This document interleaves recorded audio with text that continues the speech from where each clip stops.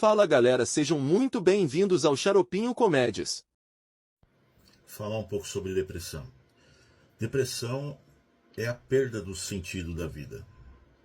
Depressão é uma dor na alma, é uma tristeza que dói. Quando nada faz sentido, nada te dá prazer, né? A conta não fecha mais, você não vê mais ânimo e prazer e sentido em absolutamente nada, né? O chão desaparece. A única conta que parece que fechar é se a vida terminar, né? A depressão tem um elemento químico da falta da serotonina, do hormônio certo na mente para poder nos alegrar, que é produzido através de esportes, através de atividades físicas. Ajuda a produzir um hormônio que traz ânimo e alegria. Mas não é só isso, né? Eu tive depressão, né? E eu fui me debruçar sobre o assunto para entender por que a depressão ela é o mal desse século, por que ela está aí com tanta força, por que ela nos atinge de uma maneira tão covarde, sabe, e silenciosa. Ela é uma doença silenciosa que vai indo, quando você percebe, você já não quer fazer mais nada, você quer ficar trancado na sua casa o dia inteiro, não quer falar com ninguém, não quer ver ninguém. É terrível. E a depressão é a reclamação, é o pedido que eu mais tenho recebido nas minhas redes sociais, né? Eu tenho depressão, tenho depressão, tenho depressão. As pessoas têm falado demais isso para mim. E eu queria dar algumas pistas de como se afastar da depressão, como sair desse estado. Primeiro eu queria te falar o seguinte: a nossa sociedade, o que eu vou falar agora, queridos e queridas, não é um discurso político, tá? Não pega o que eu estou falando e enfia política no meio, porque não é político. Eu vou falar sobre dados científicos, sociológicos, né? Então, a nossa sociedade, ela é chamada de sociedade do consumo. Isso porque a sociologia entendeu que o combustível que move a sociedade é o consumo, né? E a sociedade do consumo, ela forma consumidores, tá certo? Ela não forma cidadãos. Tanto é que você, de repente, como cidadão, nem sabe direito dos seus direitos. Não conhece os seus direitos. Direito à saúde, segurança, moradia, direito à educação, direito a uma série de coisas das quais, de repente, você nem reivindica, né? E para você entender o que eu estou falando, se eu pegar você e colocar na prefeitura da tua cidade, você vai entrar lá e você vai se sentir perdido. Mas a prefeitura é justamente o lugar onde você paga o salário de todo mundo lá dentro. É a casa da cidadania. Então, se tem um lugar que você deveria se sentir confortável e deveria se sentir o chefe, é na casa da cidadania. Mas se eu pegar você e colocar você num shopping center, você vai se sentir confortável e você vai se sentir como chefe, porque no shopping center o cliente sempre tem razão. Então no shopping você anda até mais ereto, você anda com a cabeça erguida, você levanta para a cabeça e você entra como se fosse rei no shopping, mas na casa da cidadania, onde você é o cidadão e você paga o salário deles, você entra oprimido e acuado. E te dizem ainda que você é um cidadão. Não, você não é um cidadão, você é consumidor. E a nossa sociedade, então, ela aplaude e elege o consumidor, né? Então, quando a sociedade te forma, ela não te forma para ser um ser humano, para ser um cidadão. Ela te forma para ser um consumidor. E a ideia de consumidor, ela é construída em você a ponto de todos os seus valores serem moldados pelo consumo. Porque o consumo é o combustível da nossa sociedade, né? Então, quando você tem todos os seus valores moldados a partir do consumo, todos os seus valores passam a ser algo que, de alguma forma, esbarra no consumo. Então, para você ter uma ideia, o que é a vitória? Né? A nossa sociedade é uma sociedade que aplaude os vitoriosos, inclusive pede para as pessoas que elas vençam na vida. Quem venceu na vida? Quem tem capacidade de consumo.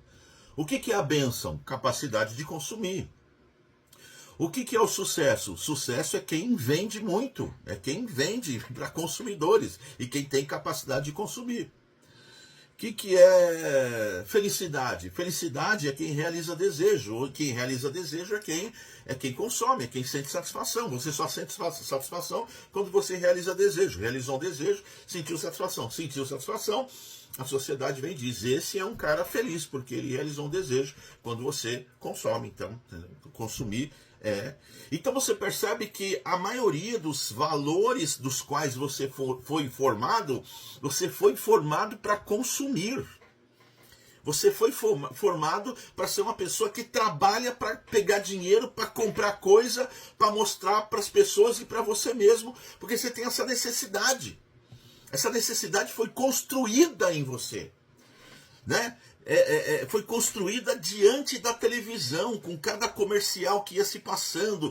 Quando a gente era pequeno, viu o comercial do brinquedo, o comercial da escola, o comercial do não sei o que, o comercial daquilo, daquilo outro. E a gente foi assistindo aquilo, essa lógica entrou na nossa cabeça, a lógica do consumo.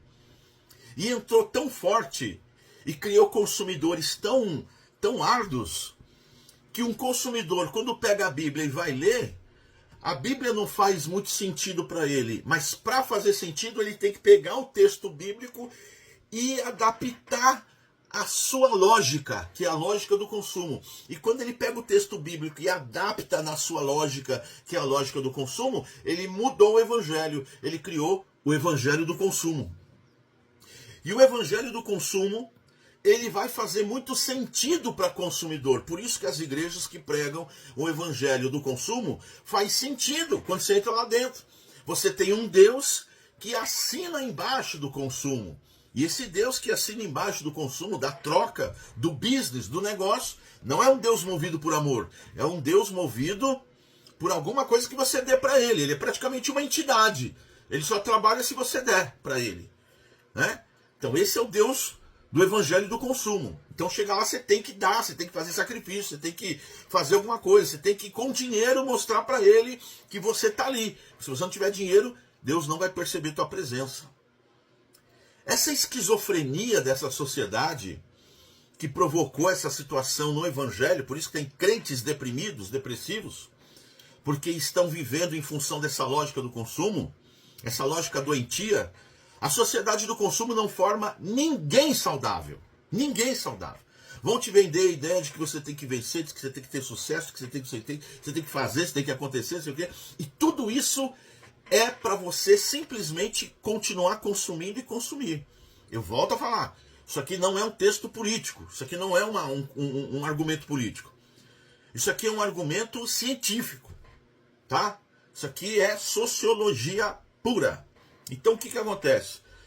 O que Jesus fala a respeito disso? Nós estamos falando de depressão e eu estou dizendo para você que a depressão é uma doença construída pela nossa sociedade. Você foi feito para ser deprimido. Você foi construído pela sociedade de consumo para estar mal. Você não pode estar bem hoje. Você tem que estar mal para que você tenha urgência e necessidade de consumir vida. Que a vida que te venderam é um tipo de vida do qual você não pode ficar parado em casa preso. Você tem que estar na balada, tem que estar agitando, tem que estar saindo, tem que estar passeando, tem que estar vivendo, tem que estar programando sua próxima viagem, você tem que estar comprando coisas, você tem que mostrar. Então você não pode. Precisa você ter ócio? Já pensou você ter ócio, você parar e falar, eu gosto de descansar, ficar em casa e estou feliz. Você é uma ameaça para a sociedade.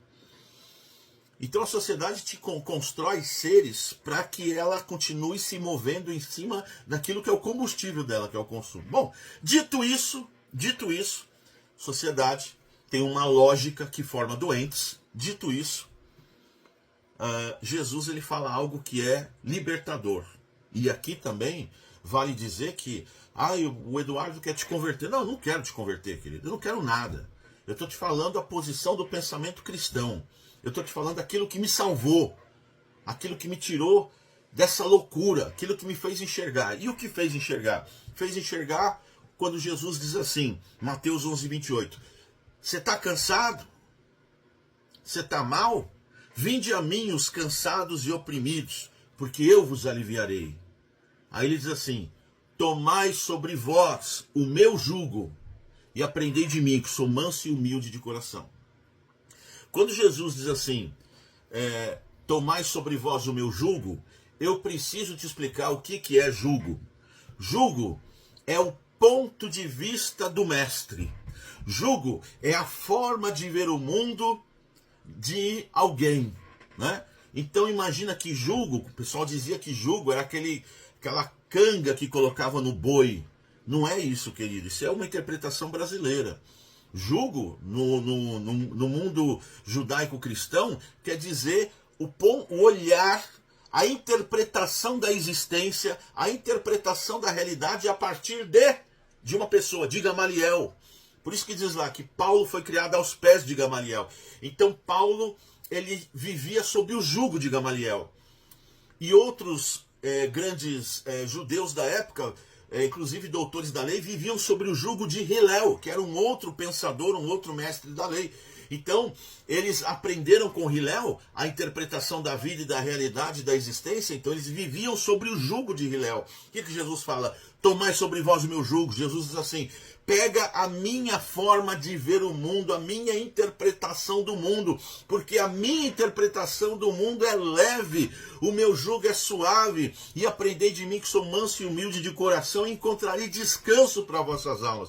Quando você pega a interpretação de Jesus a respeito da realidade, a respeito do mundo, você desconstrói aquilo que foi construído em você, na sua alma, você desconstrói aquilo, essa formação íntima que está grudada no seu tutano, essa lógica diabólica e destruidora do consumo, e você começa a construir uma lógica em cima de um outro valor, e esse outro valor é o amor, e o amor constrói seres humanos.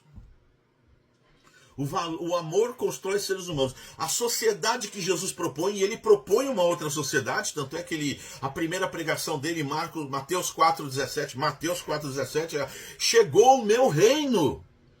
Chegou a minha sociedade, porque essa sociedade que vocês vivem, elas te adoecem. Elas te levam para o inferno e botam o inferno dentro de você. E Jesus diz assim, na minha sociedade, o inferno sai de dentro de você. O inferno morre dentro de você. Porque na minha sociedade, no meu reino, os valores são outros. A origem do combustível que move o combustível que move a sociedade do reino de Deus não é o consumo, é o amor, querido, é a vida, é a humanização. Isso faz com que teus valores mudem completamente. Faz com que o teu olhar para a vida mude completamente. Se na sociedade do consumo a bênção é consumir, a vitória é ter capacidade de consumo, a felicidade é consumir, no reino de Deus a felicidade é outra coisa. É outra coisa completamente diferente. Jesus diz assim que no reino dele, ainda que você chore, você vai ser feliz. Felizes são os que choram, porque aqui no país dele, quem nasceu de novo, ele fala sobre nascer de novo e nascer no reino dele. Quem decide se arrepender de estar nesse mundo, de viver esse mundo, de ter esse entendimento, eu me arrependo disso que eu sou, eu quero declinar isso que eu sou e abrir para uma nova mentalidade, uma nova consciência. Quem decide fazer isso, nasce no reino de Deus, e quem nasce no reino de Deus, nasce com os valores de Cristo, e quando você nasce com os valores de Cristo, a felicidade é completamente diferente.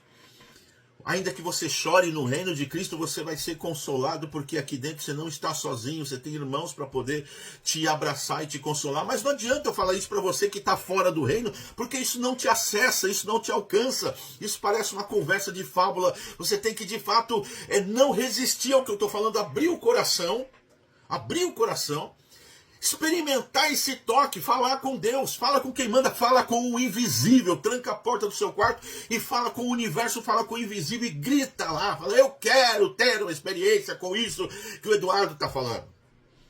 Abra a possibilidade na sua mente para o inexplicável, para o invisível, para esse amor que transforma vidas, porque me transformou e transformou a vida de milhares de pessoas. Então quando você percebe que a felicidade no reino de Deus Eu vou resumir vou repetir o Salmo 1. Feliz é o homem que não anda segundo o conselho do mundo, nem se detém no caminho dos pecadores, nem senta na roda dos escarnecedores. Feliz é quem tem prazer na palavra de Deus e nela medita de dia e de noite. Já pensou a sociedade do consumo perceber que feliz é quem medita em palavra de Deus? Acabou o consumo, velho. Tô livre, não preciso consumir mais nada, acabou essa papagaiada, não preciso provar mais nada para ninguém, nem para mim mesmo. Eu não preciso de nada para me fazer feliz, Jesus me basta. Percebe isso? Você percebe que felicidade na nossa sociedade é uma coisa, na sociedade que Jesus propõe é outra. Sucesso no mundo é crescer e aparecer, sucesso no reino de Deus. Perguntaram para Jesus qual o maior homem que já pisou na terra, qual que mais fez sucesso, segundo a sua opinião, no reino de Deus. Jesus fala assim, olha, o maior homem que já passou pela terra é João Batista. E João Batista diz assim, importa que eu diminua e que ele cresça. Sucesso no reino de Deus não é você se desesperar para aparecer, para crescer. Sucesso no reino de Deus é você diminuir para Jesus crescer na sua vida. É outra coisa, meu amigo. Não sei se você percebeu, mas o sucesso não está ligado a consumo, está ligado a uma administração do teu ego, uma administração, você assumir o controle do teu ego, da tua vida. Liberdade no mundo é fazer tudo o que se quer, e liberdade no reino de Deus é você andar com Jesus, porque uma vez que você conhece a Jesus, você é livre, e você é livre porque você assume o controle da sua vida. Liberdade no mundo, tem pessoas que dizem assim, eu fumo porque eu sou livre, eu bebo porque eu sou livre, eu fumo maconha porque eu sou livre. Não, você bebe porque você é escravo da bebida, você fuma porque você é escravo do cigarro, e você usa droga porque você é escravo das drogas. E livre é quem tem capacidade de dizer, não, eu não quero, obrigado, eu passo. Livre é quem tem controle da situação e não está obedecendo a amigos e influências. Tem gente que diz que é livre, mas quando um amigo fala, vamos lá, Zé, vamos usar um negócio lá, o cara fala, opa, vamos lá. Você não é livre, você é escravo do seu amiguinho que tem um domínio sobre a sua psique, sobre a sua mente. Você não tem opinião própria, você é Maria vai com as outras. Você não é livre. Livre você seria se você parasse para pensar e perguntasse, é isso que eu quero para a minha vida? E quando você perguntar, é isso que eu quero para a sua vida, você vai perceber que não é isso que você quer para a sua vida. Jesus te devolve o controle da sua vida, o protagonismo da sua vida para a sua mão. Você vai ter o controle da sua vida na sua mão. Aí sim você vai ser livre, porque você vai decidir. Você vai tomar decisões com lucidez e clareza. E decisões em prol da vida e não em prol da morte. Queridos, quando você nasce de novo no reino de Deus, você tem outra noção de justiça, outra noção de liberdade, outra noção da vida, outra noção de sucesso, outra noção de tudo, outra noção de prosperidade. Você não tem que prosperar, arrebentar, fazer, correr. Até tem gente que prega para você ficar rico, e Jesus prega para você parecer com ele. O que é a bênção segundo o mundo? Ficar rico. O que é a bênção segundo Jesus? É você parecer cada dia mais com Jesus. Não tem nada a ver uma coisa com a outra. A sociedade em que nós vivemos vai continuar te deixando depressivo, triste, tomando remédio. Quando você quer sair dessa sociedade, se arrepende de tudo que você fez, foi e é, da maneira que você foi educado, da maneira que você entendeu, quando você se arrepende de ser o que você está sendo com essa vontade de morrer. Eu já tive vontade de morrer, muito. Porque a gente cria uma expectativa de atender ao mundo. Você não tem que atender expectativa nenhuma do mundo. E Jesus também não tem expectativa nenhuma em cima de você. Jesus simplesmente te ama e está de braços abertos e fala, filho, o que fizeram com você?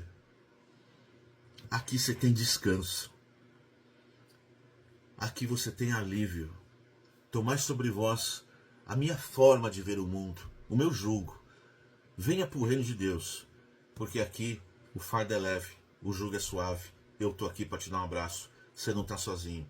Meu amado, desliga aí esse botão aí dessa correria, dessa agenda louca, desse compromisso, dessa expectativa. Desliga isso. E faça essa oração comigo agora. Meu Deus e meu Pai querido, Senhor, eu desligo a minha vida de todas essas amarras e essas alianças com essa sociedade. E eu ligo a minha vida agora com o Senhor, te recebendo de uma forma que eu nunca recebi na minha vida. Eu te recebo de uma forma única, aonde o Senhor me basta. Eu reconheço, meu Deus, o sacrifício do teu filho na cruz, que veio para me dar uma nova vida, para perdoar meus pecados, para perdoar a minha vida, essa sociedade, para perdoar tudo isso e para trazer uma vida nova. Eu quero essa vida nova. Escreve meu nome no livro da vida. Escreve o meu nome no livro da vida. E entra na minha vida e me abraça. E fica comigo e dirige o meu ser, hoje e sempre, em nome de Jesus. Amém? Dá uma chance para Jesus. Se gostou do vídeo, seja membro do canal. Inscreva-se. Ativa o sininho para não perder nenhum vídeo.